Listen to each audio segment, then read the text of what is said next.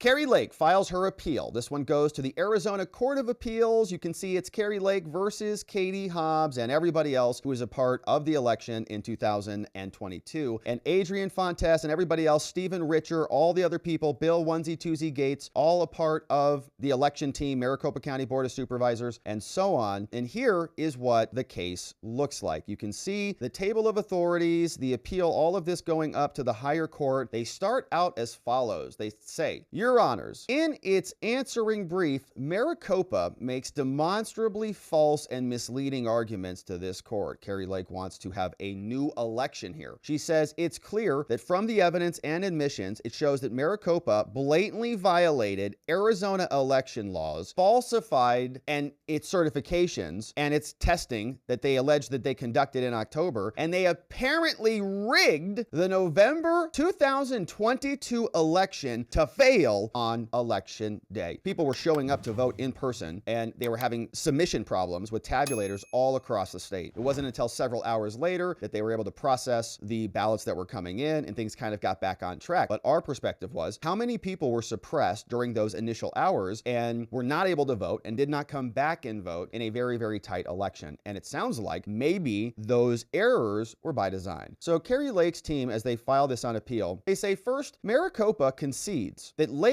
motion forced Maricopa to admit 7 months after the fact that 3 days after purportedly conducting and passing statutorily mandated testing, Maricopa spent 3 days cutting the seals on 446 vote center tabulators. 3 days after they purportedly conducted and passing certification testing, they spent 3 days cutting the seals, taking out all the memory cards containing the election programs, reformatting and reinstalling those 446 memory cards, purportedly with a copy of the previously certified election program. Like, they changed the software. They said it's certified, we're done. They went back, they said, nope, we're going to change everything, but it's the same software, so it's certified again. Now, second, Maricopa concedes that during those 3 days, Maricopa conducted unannounced testing on 446 vote center tabulators. They had 260 of the 446 tabulators reject the ballots with, quote, the same type of ballot misread errors that also occurred on election day. Then they resealed the 446 vote tabulator centers for use on election day. So they're unsealing, resealing, and they're just not announcing the testing that they're supposed to be doing. Now, they say third, Maricopa and their response is silent on the fact that Maricopa's system log, their slog files, we'll call them slogs, meaning system log, shows that Maricopa vote center tabulators rejected defective ballot on demand printer ballots more than 200,000 times at a rate of over 7,000 rejections every 30 minutes from 6:30 a.m. until shortly after the polls open through 8 p.m. after the polls close, causing massive lines and chaos on election day. And on election day, who votes? Well, the right does. The Republicans do. The Kari Lake voters do. So if you can just put speed bumps and cause lines, people will leave, and you just need 1-2% to move, to not show up, to suppress the vote. Fourth, in explaining why it removed and reinstalled the reformatted memory cards in the 446 vote center tabulators, Maricopa unwittingly reveals that it did not conduct the statutory mandated testing on October 11th on any of its election day vote center tabulators, much less all of them as the law requires. So they say, look, we reformatted the cards because we had to. We cut it open and we fixed everything. But then they didn't do the actual testing that is mandated under the law. Specifically, Maricopa states that, quote, on the following, they say, on October 14th, on the 17th, and on the 18th, Maricopa installed new memory cards on its election day tabulators. Their words, not ours. Now, each memory card contained the certified election program that had already undergone the testing called LNA, logic and accuracy testing, on October 11th. So, in other words, we put new memory cards in, but it contained the old program that we know was accurate. However, any tabulators used during the October 11th test were required to have the program installed for that LNA testing. So when they did the original testing, it should have actually been testing the production equipment. Like, you're done. Stop maneuvering the cards around and then test it. Because when you maneuver the cards around, you have to retest it. Otherwise, you can't confirm that it works. So they say it would be unnecessary later to install election software on election day if they were a part of the original testing back on the 11th. So, when it comes from the store, it's sealed, right? right, before it gets to your house on your DoorDash order, that it's sealed. You say it comes from the restaurant, it's sealed, it gets to me, I eat it. If somebody is opening up the package, okay, if your driver opens up the package and just closes it back up for you, you're gonna have some questions about that food, don't you? Well, I just opened it up. I don't want to look at it, I like the smell, but I didn't mess with it. It's the same food. Or what if they say, well, I took one of your pieces of chicken out, but I put in an exact same piece of chicken that's the same. You say, well, I don't know. I don't know anything about that. I wanted it originally sealed, right? I want to make sure that it is good when I get it. When you start manipulating it, I've got questions about the originality and the veracity of it. So here they say, well, no, but it was the same code. Well, but they broke the seals. So Maricopa, they say, oh, there's nothing to see here. They say, no, those arguments continue its pattern of false statements to cover up clear violations of Arizona law. And it has been said that, quote, democracy dies in darkness. Well, unless corrected by this court, Kari Lake's team says democracy dies in Maricopa, and Arizona will die in plain sight. Now, they tell us about the standard of review here, so we'll fast forward through that. And they give us some very technical arguments, which we'll also fast forward through. But they say Rule 60 applies to election contests, right? We're in the right category of the law. And here, they're going to keep applying some of that. But let's fast forward to this section, where they say that there is, in fact, new evidence that applies under the rules that we can talk about. Now, they say here, underpinning our motion, the system log files show the following that Maricopa did. First, they did not conduct any statutory logic and accuracy testing on October 11th in violation of Arizona law. Supposed to do it, didn't do it, law was violated. They conducted, after the cards were changed, unannounced testing on October 14th, 17th through 18th, with 260 of the 446 tabulators rejecting the ballots with the same error codes that occurred on election day. Oops. And they had advance notice that vote center tabulators would reject ballots on election day on an unimaginable scale at nearly 2/3 of Maricopa's 233 vote centers. So that's new. They say the slog files are also new. The slog files predate the judgment. Okay, we didn't come after the ruling and find a bunch of new evidence. But once the case is over, you're kind of out of time. You can't go dig around and like keep finding new evidence. But if you have evidence that was essentially known or relates back, or that the government didn't give to you, right, that also relates back to it, you can say, well, this is not like we went and found something new and want to make a new argument. This is original evidence. They say here, like, for example, the slog files, they predate the judgment, and so they're temporarily eligible here. They say the slog entries happened over the course of months. They also say that Jarrett's new admissions and the McGregor report are also new. They say, although the Jarrett declaration and the McGregor report are post-dated after the judgment, they concern pre-judgment facts leading up to the election day. They say misconduct exists here. Even accidental omissions by Maricopa are misconduct. As the evidence shows, they failed to conduct the testing on all of Maricopa's deployable voting equipment on October 11th or after it broke the seals on 446 tabulator centers, removed, reformatted, reinstalled the memory cards on the 14th, 17th, and 18th, and then failed to disclose all of it. They did some testing, broke all the seals, didn't do any testing, didn't tell anybody about it, and knew that 260 of the 446 tabulators rejected ballots during the new tests. It's a total cover-up, man. And then they gave false testimony about the causes and the extent of the BOD printed ballot rejections. Oh no, it was just paper, it was oil, or there's little problems with the sizing, blah, blah, blah. Now these shortcomings, the failing to even do the testing and the altering of all of the centers, okay, like it's literally altering, they seal it,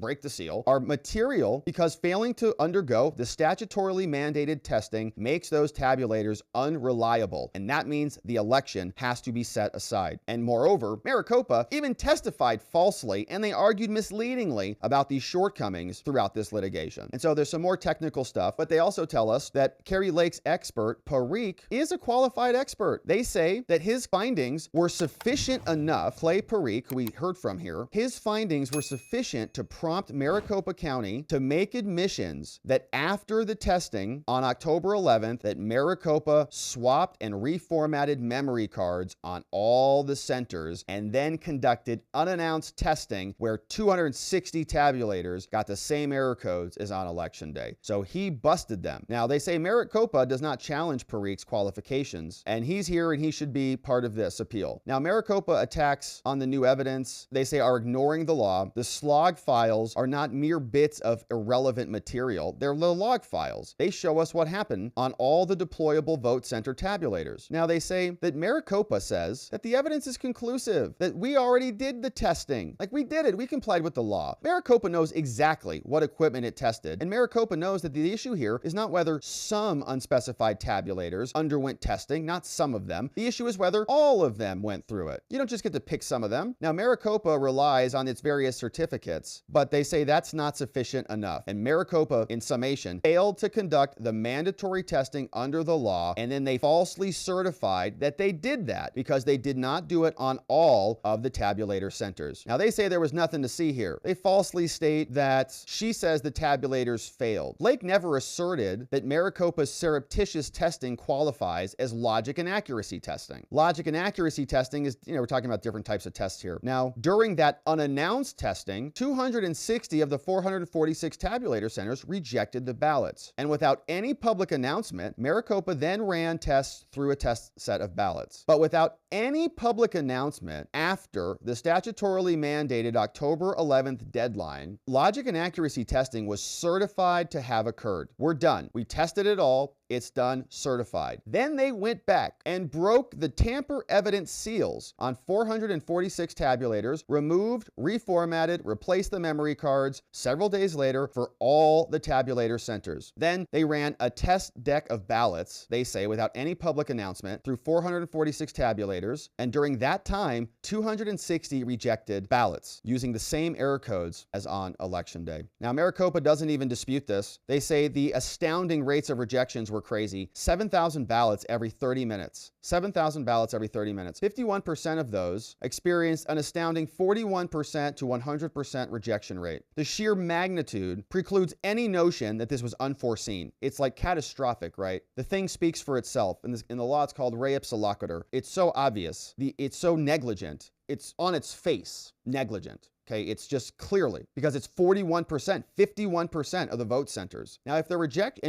these are Republican voters. These are day of voters, the people who don't trust mail-in ballots. This is perfect. It suppresses the votes. If the rejection of the misfeed read exceeds 0.0002, tabulators fail their certification requirement. Such an event cannot happen if you have proper testing. Maricopa saying that these are just mundane errors? No, they say it's disingenuous at best. They say Jarrett gave false testimony. This fit-to-page problem, he said, no, it was just the wrong size. We already addressed this. The McGregor report says this was not just some random, unexplainable event. McGregor concluded that we could not determine whether this change resulted from a technician attempting to correct print errors or a more probable source of change or a problem internal to the printers, right? Was somebody trying to print an 8.5 by 11 sheet of paper on a 4x6 postcard? Right, that's obviously not going to work. Was that a printer problem, or was this a technical problem that maybe was caused by the change of the software after the seals were broken? Now, as Parikh explained, the McGregor report identified this printing of fit-to-page ballots occurring on both the different devices, but the report demonstrates the falsity of his testimony. Now, Maricopa fails to rebut any evidence showing that Jarrett falsely claimed the cause of the election day chaos. They're not even defending him. And Maricopa misleadingly argues that his testimony was a hiccup and it applied only to the fit-to-page issue. But Maricopa again attempts to mislead the court. The hiccup from Jarrett, who was on the stand, who we covered here, the characterization described the total number of election day tabulator rejections, the total. But the slog files put a number on that chaos: 7,000 ballot rejections every 30 minutes while the polls were open, over 200,000 rejections on a day when approximately 248,000 votes were cast. Maricopa does not dispute this evidence, which squarely contradicts Jarrett's testimony that it was a hiccup. There's a couple dozen ballots here and there. He's like, that's like 3 here, 15 here, we fixed them all. Now, the centers, they say, the Goldenrod report identifies a misconfigured fit-to-page BOD printer ballot occurring on 127 out of 223 vote centers at least 8,000 times. Not 3 vote centers and not 1,300 times as Jarrett falsely testified. At least 6,700 ballots, meaning were not duplicated or counted. And so they say Your Honor, you also relied on this testimony in error or, to the Court of Appeals. And so the lower level court should have granted us relief because the lower court is misstating the law, essentially. The record clearly shows that Lake has never said no signature comparisons occurred. Of course, they say some signature comparisons occurred, but it was about a material number of early ballots, and saying the trial court erred in applying the law, saying that the government met a certain standard, and Kari Lake is saying, well, that's the wrong standard. The court requiring compliance for all signatures is just not, an acceptable standard, and they tell us, a lot of this is some pretty technical stuff, but they conclude here. They say the court can and should set aside the election. It says, Lake raises numerous arguments about evaluating and remedying the conduct. We've got unquantifiable election interference can invalidate an election. We've got a case called